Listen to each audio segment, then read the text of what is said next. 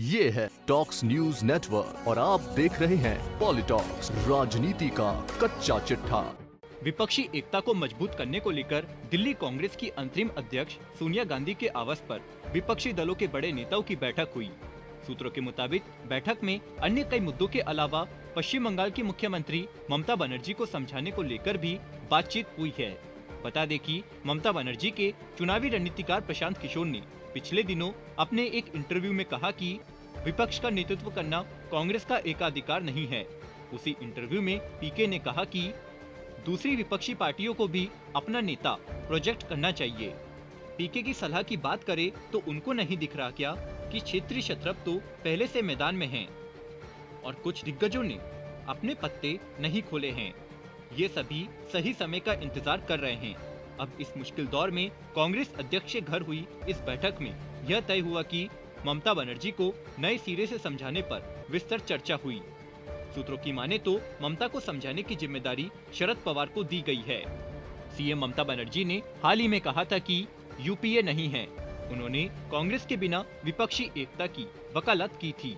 सोनिया गांधी के आवास पर हुई बैठक में टीएमसी अध्यक्ष ममता बनर्जी को नए सिरे से समझाने पर भी विस्तृत तौर पर चर्चा हुई है। सूत्रों का कहना है कि विपक्ष का कोई बड़ा नेता जल्द ही पश्चिम बंगाल के मुख्यमंत्री से इस मुद्दे पर बात करेगा। सूत्रों ने कहा कि शरद पवार के कंधे पर ममता बनर्जी को समझाने की जिम्मेदारी सौंपी जा सकती है। उधर तृणमूल कांग्रेस और ममता बनर्जी के रणनीतिकार प्रशांत किशोर चाहते हैं कि ममता दीदी देश भर में विपक्ष को एकजुट करे और वे नेता हो। इसको लेकर पीके ने एक मिशन भी छेड़ रखा है।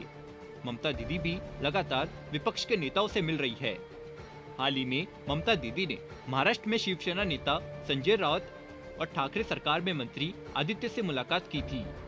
इस दौरे के दौरान ही ममता ने शरद पवार से भी मुलाकात की और यूपीए के अस्तित्व पर सवाल उठा दिए। सियासी जानकारों का कहना है कि पवार की उम्र और सेहत उनके साथ नहीं है, लेकिन वे हार मानने वाले योद्धा नहीं हैं।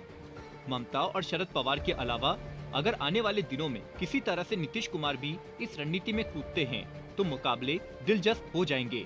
नीतीश कुमार भी पीएम बनने का सपना संजोए बैठे हैं। हालांकि अभी नीतीश एनडीए के सहयोगी है। वहीं आम आदमी पार्टी के सुप्रीमो अरविंद केजरीवाल पहले से इस राजनीति में लगे हैं। वे अपनी ही तरह मुफ्त वाली राजनीति के सहारे अपनी पहचान बना रहे हैं। विपक्ष संसद में सांसदों के निलंबन और लखीमपुर कांड को लेकर एकजुट है, बैठकें और प्रदर्शन कर रहा है, लेकिन केजरीवाल की पार्टी ने अपने आप को इससे दूर कर रखा है। तो वहीं बात करें अन्य दावेदारों की तो अखिलेश यादव भी कतार में हैं। हालांकि अब तक उन्होंने कभी इसको लेकर कोई बात नहीं की है, लेकिन यह तय है कि यूपी में अगर बंगाल वाला चमत्कार होता है तो अखिलेश भी दावेदारी ठोक सकते हैं। इधर हरियाणा के ताऊ ओम प्रकाश चौटाला भी कांग्रेस से अलग होकर तीसरा मोर्चा बनाने का सपना देखते हैं। हाल ही में उन्होंने मुलायम और लालू सहित अन्य दिग्गजों से मुलाकात की थी, लेकिन अभी ये प्लान पाइपलाइन में है। तो इन दिग्गजों के बीच प्रशांत किशोर का जो प्लान है कि क्षेत्रीय छत्रप अगर अपने नेता को प्रोजेक्ट करे तो टकराव तय है।